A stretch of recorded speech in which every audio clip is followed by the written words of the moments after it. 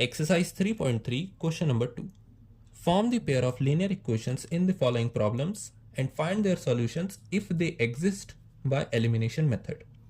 तो हमारे पास कुछ प्रॉब्लम्स दी हुई हैं, दो प्रॉब्लम्स और हैं, ये तीन हैं, और इनसे हमें pair of linear equations form करने हैं, उनका सॉल्यूशन फाइंड करना है अगर वो एग्जिस्ट करता है, लेकिन किस मेथड से? एलिमिनेशन मेथड से। तो सबसे पहले तो हम इक्वेशन फॉर्म करने का ट्राई करते हैं। So first statement is, if we add 1 to the numerator and subtract 1 from the denominator, a fraction reduces to 1. तो हमसे कहा गया है कि एक फ्रैक्शन 1 बन जाता है, मतलब a upon b will be equal to 1 कब? जब हम एक को न्यूमरेटर में ऐड करें, मतलब a के साथ 1 ऐड करें, और एक को डिनोमिनेटर से सब्ट्रैक्ट करें, मतलब b से 1 को सब्ट्रैक्ट करें। तो ये एक पहली इक्वेशन आई। इट बिकम्स 1/2, मतलब यही फ्रैक्शन बन जाता है 1/2 if we only add 1 to the denominator. अगर a में हम कुछ ऐड या सब्ट्रैक्ट ना करें, सिर्फ डिनोमिनेटर में 1 ऐड कर दें, तो ये 1/2 बन जाता है। अब इन दोनों इक्वेशंस को हम लीनियर इक्वेशन में फॉर्म करते हैं और उनका सोल्यूशन एलिमिनेशन मेथड से फाइंड करते हैं। लेकिन सबसे पहले हम देखेंगे कि सोल्यूशन एग्जिस्ट करता भी है या नहीं। तो a प्लस 1 को हम लिख सकते हैं 1/1, तो 1 इधर मल्टीप्लाई में जाएगा, तो a प्लस 1 से 1 मल्टीप्लाई होने पे कोई फर्क नहीं पड़ेगा। Similarly b minus 1 right hand side में मल्टीप्लाई में जाएगा, तो उस पर भी कोई फर्क नहीं पड़ेगा। तो हमारे पास इक्वेशन आएगी a माइनस बी, क्योंकि ये LHS में जाकर नेगेटिव हो जाएगा, प्लस 2 इज इक्वल्स टू 0, ये पॉजिटिव हो जाएगा, -1 उधर जाके पॉजिटिव, तो 1 और 1 2। ये है इक्वेशन 1। और second equation 2a will be equal to b plus 1, so 2a minus b minus 1 will be 0। तो दूसरी इक्वेशन है ये 2a minus b minus 1 is 0। अब क्या सॉल्यूशन एग्जिस्ट करता है? इसे हम चेक करेंगे बाय चेकिंग द कंसिस्टेंसी। तो अगर a1/a2 is not equal to b1/b2 और a1/a2 is equals to b1/b2 is equals to c1/c2, अगर ये दो केसेस हैं हमारे पास कोएफिशिएंट्स के साथ, तो हमारी इक्वेशंस का सॉल्यूशन एग्जिस्ट करेगा, अदरवाइज ये दोनों इक्वेशंस पैरेलल लाइंस की होंगी। तो ये कौन कौन से केसेस हैं? एक है इंटरसेक्टिंग वाला, मतलब एक ही सॉल्यूशन एग्जिस्ट करेगा, और ये है कोइंसिडेंट वाला, मतलब इनफाइनाइट सॉल्यूशंस एग्जिस्ट करेंगे। तो सबसे पहले हम देखते हैं इंटरसेक्टिंग वाला। a1/a2 1/2 1/2 should not be equal to -1/-1, मतलब 1/2 should not be equal to -1/-1। ये क्या है? 1 है, तो half is not equal to 1, ये तो करेक्ट है, मतलब हमें पहले ही में मिल गया कि सॉल्यूशन एग्जिस्ट करेगा, दूसरा चेक करने की ज़रूरत नहीं। तो अगर सॉल्यूशन एग्जिस्ट करेगा तो एलिमिनेशन से हम कैसे कर सकते हैं इसे, कि a minus B plus 2 is equal to 0 and 2a minus B minus 1 is equals to 0। दोनों में b का कोएफिशिएंट -1 है, तो हमें इन दोनों इक्वेशंस को सब्ट्रैक्ट करना होगा, ताकि जो सेम टर्म्स हैं वो कैंसिल आउट होके 0 हो जाए, मतलब b एक सेम टर्म है तो वो कैंसिल आउट होके 0 हो जाएगी।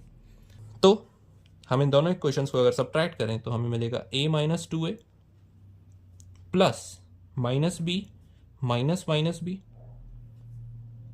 Plus 2 minus -1। मैंने इंडिविजुअल टर्म को सब्ट्रैक्ट कर दिया, तो a से 2a को सब्ट्रैक्ट किया, माइनस बी से माइनस बी को सब्ट्रैक्ट किया, और 2 से -1 को सब्ट्रैक्ट किया, तो माइनस बी और माइनस बी कैंसिल आउट होके 0 हो जाएंगे, क्योंकि माइनस माइनस प्लस।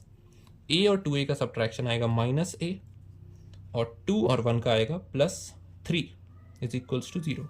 तो a की वैल्यू आ जाएगी 3, क्योंकि 3 उधर जाके नेगेटिव होगा और नेगेटिव नेगेटिव पॉजिटिव, तो a की वैल्यू आई 3। अब 3 को हम किसी एक इक्वेशन में पुट करें, so a minus B plus 2 is 0 और 3 माइनस बी प्लस 2 इज 0, तो b की वैल्यू आ जाएगी 5। देयरफॉर a और b की अगर वैल्यू मिल गई तो हमारे पास फ्रैक्शन क्या आ जाएगा, a/b which is equals to 3/5। तो अगर हम 3 में 1 ऐड करें और 5 से 1 सब्ट्रैक्ट करें, तो 3 में 1 ऐड करने पर 4 आएगा, 5 से 1 सब्ट्रैक्ट करने पर 4 आएगा, 4/4 इज 1। तो पहली condition satisfied.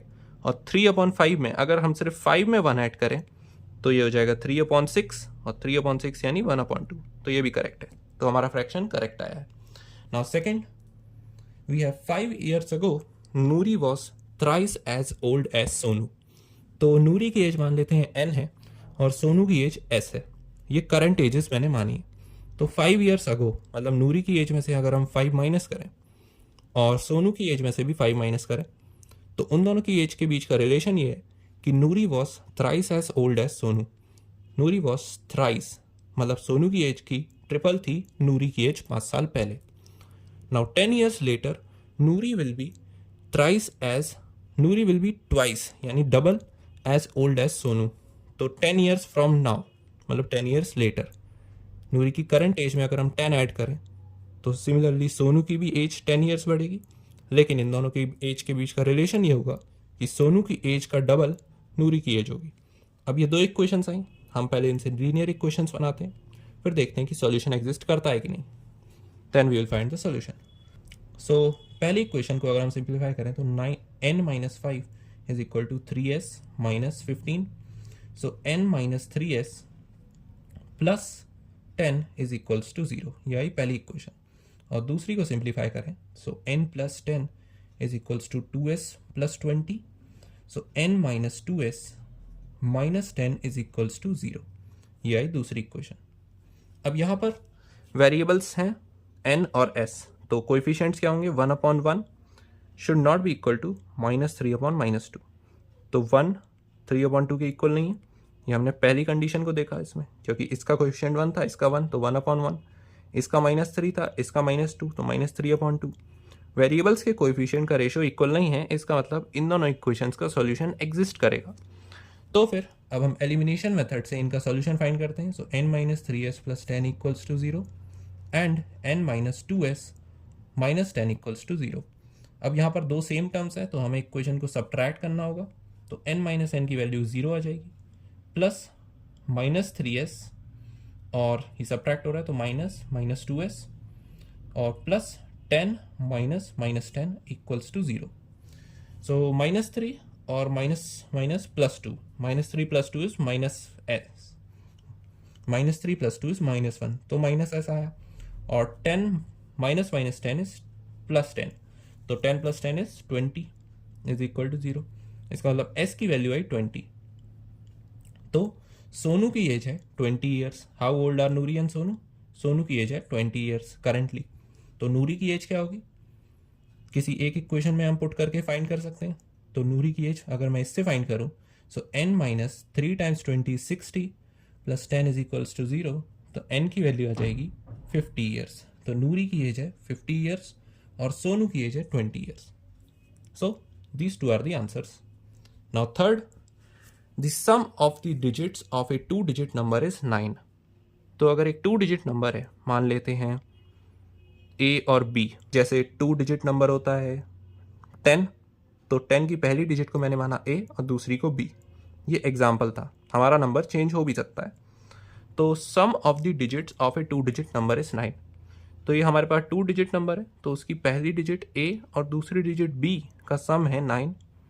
Also 9 times this number, मतलब अगर इस नंबर का हम 9 टाइम्स ले लें, ए बी को अगर 9 टाइम्स मल्टीप्लाई करें, this number is twice the number obtained by reversing the order of digits.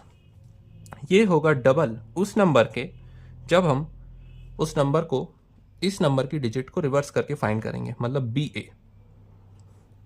9 times the number is twice the number.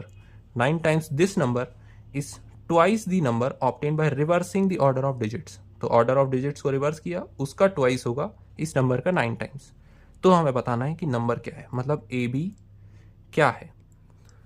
अब यहाँ पर इस नंबर को मैंने ए बी से डिनोट अगर किया है और यहाँ पर इस नंबर को बी ए से किया है, तो मैं इन दोनों नंबर्स को सेम नहीं मान सकता, क्योंकि 1 0 अगर हमारा नंबर था तो वो 0 1 के इक्वल नहीं है, तो मैं इसमें से कॉमन लेके नहीं लिख सकता।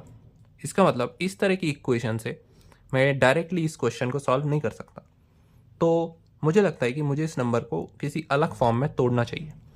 सपोज हमारे पास एक नंबर है 10 या फिर 12 मान लेते हैं, तो 12 को मैं लिख सकता हूँ 1 टाइम्स 10 प्लस 2 टाइम्स 1, इस तरीके से, क्योंकि ये वंस प्लेस है तो 1 से मल्टीप्लाई हुआ, फिर ये टेंस प्लेस है तो 10 से मल्टीप्लाई हुआ। ऐसे ही 133 अगर है मेरे पास तो मैं उसे लिख सकता हूँ 1 times 100 plus 3 times 10 plus 3 times 1। तो ये मैंने इस नंबर को 3 पार्ट्स में तोड़ दिया। सिमिलरली अगर मेरे पास ए बी एक नंबर है और ये 2 डिजिट नंबर है तो हमारे पास सिर्फ 2 प्लेस होंगी डिजिट्स की, जो कि है वंस और टेंस प्लेस। तो इसे मैं लिख सकता हूँ ए टाइम्स 10 प्लस बी टाइम्स 1, मतलब 10A प्लस बी से डिनोट होगा हमारा नंबर ए बी। इसका मतलब अगर हम इस इक्वेशन को बनाते तो हमारे पास कुछ भी कॉमन डिजिट्स नहीं आती, लेकिन अगर हम ए बी की जगह 10A प्लस बी लिखें तो फिर हम इस नंबर को मैथमेटिकली रिप्रेजेंट कर सकते हैं। अभी बस विजुअली हमने ए बी नंबर रिप्रेजेंट किया था, लेकिन मैथमेटिकली हम इस ए बी नंबर को रिप्रेजेंट कर सकते हैं by 10 times multiplying the first digit and 1 times multiplying the second digit. तो ए बी अगर इस तरीके से रिप्रेजेंट है तो बी ए रिप्रेजेंट होगा बाय 10B प्लस ए। तो हमारी दूसरी इक्वेशन ऐसी बनेगी 9 times the first number which is 10A plus B is equal to 2 times the second number, which is formed by reversing the digits of first number, which is 10B plus A। अब इस equation को अगर हम solve करें तो 90 times A plus 9B would be equal to 20 times B plus 2A। So 20B and 2A, तो ये 90 में से 2 अगर माइनस हो तो 88A आएगा, प्लस 20 और 9 अगर उधर को, और अगर मैं 9 को राइट हैंड साइड ले जाऊं तो 20 minus 9 will be 11B। So 11 1 jar 11, 11 8 jar 88, मतलब मेरे पास B की वैल्यू आई 8 टाइम्स A। तो जो B डिजिट है वो फर्स्ट डिजिट का 8 टाइम्स है। अब ये है दूसरी इक्वेशन। अब ये थी पहली इक्वेशन और ये आई हमारे पास दूसरी इक्वेशन, लेकिन हमें एलिमिनेशन से सॉल्व करना है। हम इसे और भी इजीली सब्सटीट्यूशन से कर सकते थे by putting the value of B in first, लेकिन एलिमिनेशन से भी ये हो सकता है कि फर्स्ट इक्वेशन है अगर a plus B is equal to 9, तो सेकेंड इक्वेशन को अगर मैं थोड़ा सा रीअरेंज करूं तो this would be minus 8A plus B is equals to 0। मैं मैं 8A को लेफ्ट साइड ले गया तो वो बोला माइनस 8A। अब अगर मैं इन दोनों इक्वेशंस को सब्ट्रैक्ट कर दूं तो a minus minus 8A would be 9A, क्योंकि माइनस माइनस प्लस और 8 प्लस 1 इज 9। b और b सब्ट्रैक्ट होकर 0 हो जाएंगे और 9 माइनस 0 इज 9। इसका मतलब a की वैल्यू आएगी 1। सिमिलरली अगर a की वैल्यू 1 आई तो उसे हम इसमें पुट करेंगे तो b की वैल्यू आ जाएगी 8, क्योंकि 8 इंटू 1 इज 8। तो हमारा जो नंबर था, फाइंड द नंबर, वो था 1 एंड 8 विच इज 18। और 18 की डिजिट्स को रिवर्स करके अगर हम 2 से मल्टीप्लाई करें, मतलब 81 को अगर हम 2 से मल्टीप्लाई करें तो उसका आंसर वही आएगा जब हम 18 को 9 से मल्टीप्लाई करें। ये हम चेक भी कर सकते हैं कि 18 times 9 is 72 and 63 so 702 and 81 times 2 is also not 702, 9 1 9 and 7 it is 162 and 8 2 16 162। दोनों का आंसर सेम ही आ रहा है, तो हमारा आंसर करेक्ट है which is 18। Now the fourth part, Meena went to a bank to withdraw 2000 rupees. She asked the cashier to give her 50 and 100 notes only. तो मीना एक लड़की है जो बैंक में गई 2000 रुपये लेने के लिए, लेकिन उसने कैशियर से ये कहा कि मुझे सिर्फ 50 और 100 के नोट्स में ही 2000 रुपीज़ टोटली देना। तो मीना को टोटल 25 नोट्स मिले, मतलब टोटल कितने नोट्स मिले मीना को? 25। तो हमें ये बताना है कि 50 रुपीज़ के और 100 रुपीज़ के उसे कितने कितने नोट्स मिले होंगे। तो मान लेते हैं 50 रुपीज़ के नोट्स उसे मिले x, तो x को अगर मैं 50 से मल्टीप्लाई करूं और अगर 100 रुपीज़ के नोट्स उसे y मिले हैं तो 100 को अगर मैं y से मल्टीप्लाई करूं तो टोटल जो वैल्यू आएगी वो आएगी 2000 पैसे की, मनी की। और हमारे पास टोटल नोट्स कितने थे? 25, और नोट्स सिर्फ 50 और 100 के ही थे। इसका मतलब 50 और 100 के नोट्स को अगर मैं ऐड करूं तो वो टोटल 25 नोट्स थे। तो ये आई हमारे पास दो इक्वेशंस। अब अगर मैं दूसरी इक्वेशन को 50 से मल्टीप्लाई कर दूं तो x का कोएफिशिएंट सेम हो जाएगा, इसलिए और इस तरीके से हमें एलिमिनेशन करने में ईजीनेस होगी। So 50x plus 100y is equals to 2000। ये थी पहली इक्वेशन, और दूसरी इक्वेशन को हमने बना दिया 50x plus 50y is equals to 25 times 50 which is 625, no 625, it is 125 0, और ये आ गई दूसरी इक्वेशन। अब अगर हम इसे सब्ट्रैक्ट करें तो हमें वैल्यू मिलेगी, क्योंकि x की तो टर्म कैंसिल आउट हो जाएगी, हमें मिलेगा 50y 100 minus 50 50 is equals to 750, 2000 minus 1250, तो y की वैल्यू आ जाएगी 750 divide by 50। So 0 0 cancel out, 5 1 ज़ार 5 एंड 5 5 ज़ार 25, तो y की वैल्यू आई 15। मतलब हमारे पास 100 के 15 नोट्स थे।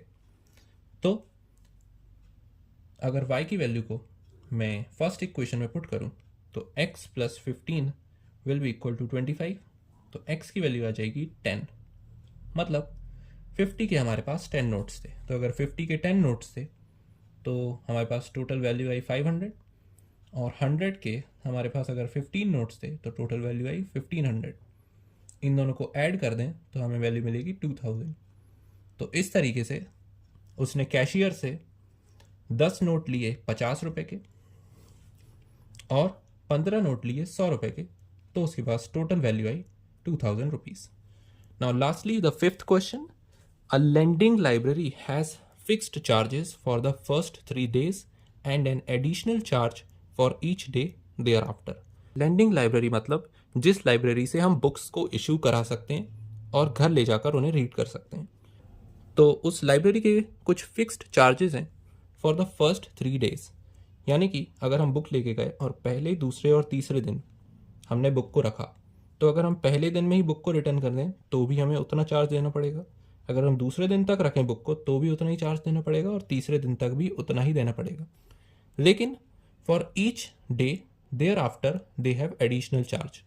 लेकिन अगर 3 के बाद के दिनों में अगर हम बुक को रखें तो हमें C प्लस एडिशनल चार्ज देना पड़ेगा, और अगर हम 5th डे तक रखें तो हमें C plus 2 times additional charge देना पड़ेगा, क्योंकि 2 दिन 3 दिन से एक्स्ट्रा हो चुके हैं। इसी तरीके से इनके चार्जेस का फैशन है। अब Sarita paid 27 rupees for a book kept for 7 days।